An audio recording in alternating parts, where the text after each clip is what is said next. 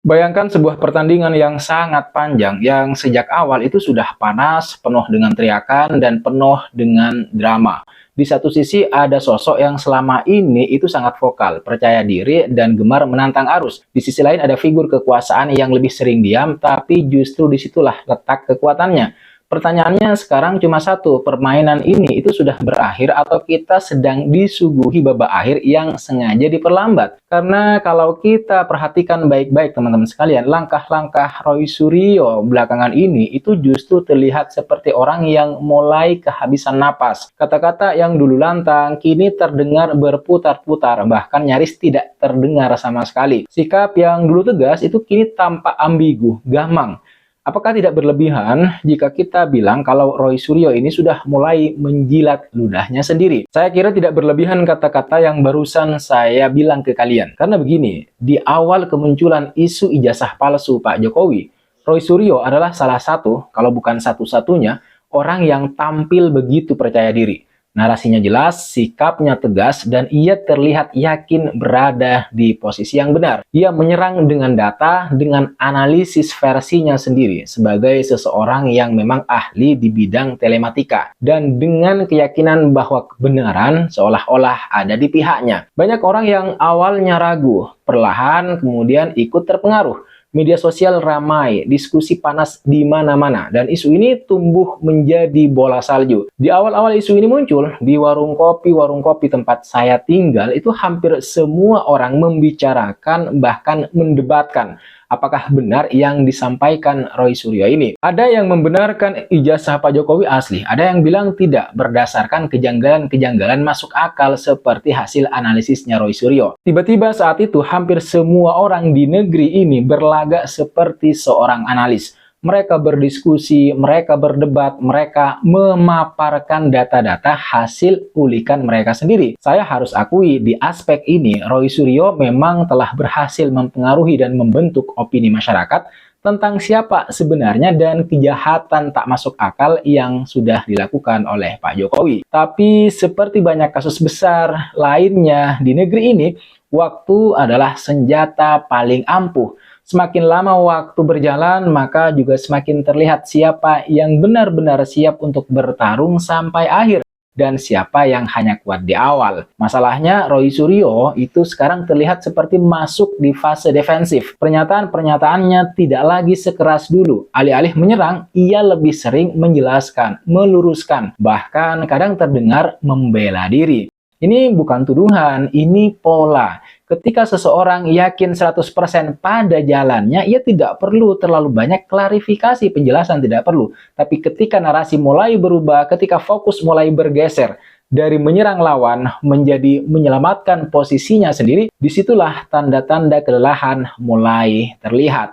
Masyarakat sepertinya juga sudah tidak peduli. Secara orang yang pertama kali menghembuskan narasi ini itu kan sudah menjadi tersangka. Apapun yang disampaikan oleh seorang tersangka ya akan dinilai sebagai usaha pembelaan diri. Narasi yang sudah disampaikan sangat jelas. Dimulai misalnya ketika berkas-berkas kasus ini diserahkan ke kejaksaan. Pihak Roy Suryo melalui pengacaranya mengatakan kalau penyerahan berkas-berkas tersebut tidak seharusnya dilakukan dan hanya akibat dari kepanikan penyidik di Bareskrim Polri. Dari ini saja jelas kita melihat ada upaya penyelamatan diri, bukan usaha untuk membuktikan kalau Roy Suryo benar dan Pak Jokowi salah. Di sisi Pak Jokowi kita justru melihat bagaimana Pak Jokowi ini malah melakukan hal sebaliknya. Ia tidak banyak bicara, tidak banyak menjelaskan, ia tidak terpancing, ia tidak sibuk membangun narasi tandingan yang emosional. Meskipun memang Roy Suryo ini meminta uji forensik tandingan sebagai komparasi atau perbandingan dari uji forensik yang dilakukan oleh Bareskrim Polri. Ini yang menarik menurut saya teman-teman sekalian. Roy Suryo sibuk menjelaskan dan bahkan meminta uji forensik tandingan. Tapi Pak Jokowi tidak mengeluarkan komentar atau penjelasan apapun. Pak Jokowi diam seolah tidak peduli. Sekali lagi saya katakan ini menariknya. Menariknya adalah diam dalam politik seringkali bukan tanda lemah, tapi strategi. Pak Jokowi seperti membiarkan waktu bekerja untuknya. Dia membiarkan lawan berbicara, dia membiarkan masyarakat yang menilai, dan membiarkan isu ini menggerus dirinya sendiri. Karena sejarah sudah berkali-kali menunjukkan ke kita semua Banyak isu besar di Indonesia, di negeri kita tercinta, tidak mati karena dibantah, tapi mati karena kehilangan panggung. Pertanyaannya kemudian menjadi semakin menarik menurut saya. Apakah Roy Suryo ini benar-benar sudah kehabisan cara untuk menjatuhkan Pak Jokowi? Atau jangan-jangan sejak awal pertarungan ini memang tidak pernah seimbang. Di satu sisi, itu ada individu dengan suara keras dan basis pendukung terbatas. Sangat sedikit bahkan. Di sisi lain, ada kekuasaan negara, sistem, dan pengalaman panjang menghadapi badai politik. Ini seperti pertandingan tinju di atas ring, di mana satu petarung mengandalkan pukulan keras di ronde awal. Sementara yang lain sabar bertahan, menunggu lawan kelelahan sendiri. Tanda-tanda kehabisan jalan itu memang terlihat dari perubahan strategi. Dulu narasinya frontal, sekarang lebih banyak berandai-andai. Dulu klaimnya tegas, sekarang penuh dengan kata jika, seandainya, dan menurut saya. Ini bukan soal benar atau salah, bukan, tapi soal momentum.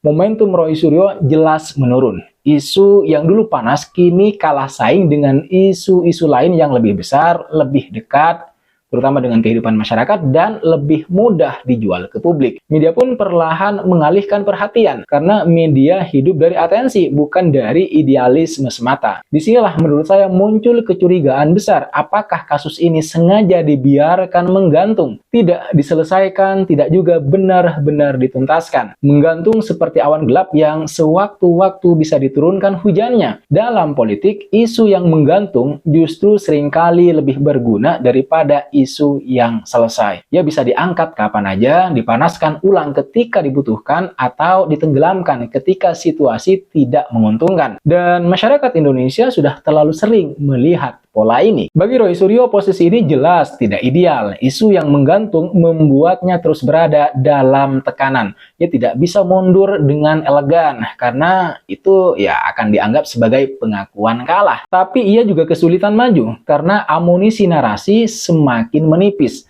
Setiap pernyataan baru justru beresiko memakan pernyataan lama. Disinilah kata-kata menjilat ludah sendiri itu sangat pas untuk situasi Roy Suryo hari ini.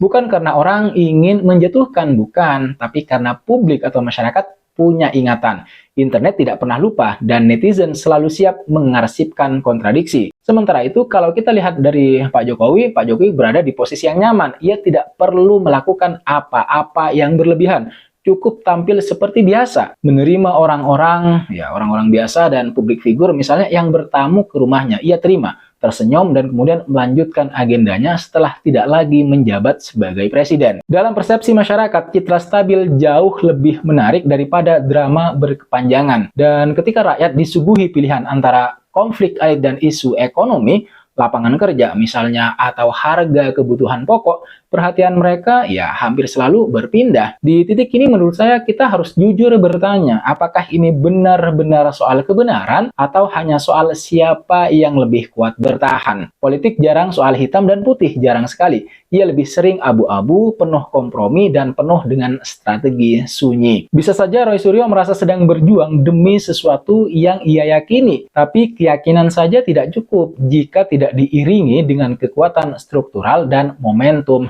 publik. Dan jangan lupakan satu hal penting, masyarakat Indonesia, masyarakat kita itu cepat bosan. Isu yang hari ini viral, besok bisa tenggelam oleh skandal baru, konflik baru, atau sensasi baru. Inilah yang membuat banyak kasus besar akhirnya hilang tanpa kejelasan. Bukan karena tidak penting, bukan karena itu, tapi karena kalah ramai. Jika kasus ini benar-benar dibiarkan menggantung, bukan tidak mungkin suatu hari nanti ia hanya akan menjadi catatan kaki dalam sejarah politik. Disebut sekilas, lalu kemudian dilupakan. Jadi, apakah permainan benar-benar sudah berakhir? Atau kita sedang berada di jeda panjang sebelum tirai benar-benar ditutup? Tanda-tandanya memang menunjukkan kalau Roy Suryo ini sudah tidak lagi seagresif dulu. Energi yang menurun, narasi yang melemah, dan perhatian masyarakat yang teralihkan. Itu adalah kombinasi berbahaya bagi siapapun yang ingin menjatuhkan Pak Jokowi. Dan Pak Jokowi sendiri dengan gaya khasnya begitu, tampak memilih jalan sunyi, membiarkan lawan kelelahan oleh suaranya sendiri. Pada akhirnya masyarakatlah yang kemudian akan menilai. Tapi satu hal yang hampir pasti dalam politik, yang bertahan bukan selalu yang paling keras, tapi yang paling sabar. Dan jika benar isu ini akhirnya tenggelam oleh isu lain yang lebih besar, itu bukan kebetulan. Itu adalah bagian dari permainan. Permainan yang mungkin tanpa kita sadari sudah mendekati akhir. Setidaknya bagi satu pihak. Kalau kamu punya pendapat soal topik ini, atau pendapat yang berbeda sekalipun, silahkan kamu tulis komentar kamu atau pendapat kamu di kolom komentar di bawah. Saya kira itu pembahasan kita di video kali ini. Jangan lupa untuk like, share, dan subscribe channel Lativisme agar tidak ketinggalan pembahasan atau analisis-analisis politik lainnya di negara kita, Indonesia. Terima kasih sudah menonton video ini sampai selesai. Sekali lagi, jangan lupa untuk like, komen, dan subscribe. Nyalakan notifnya. I'll see you on the next video.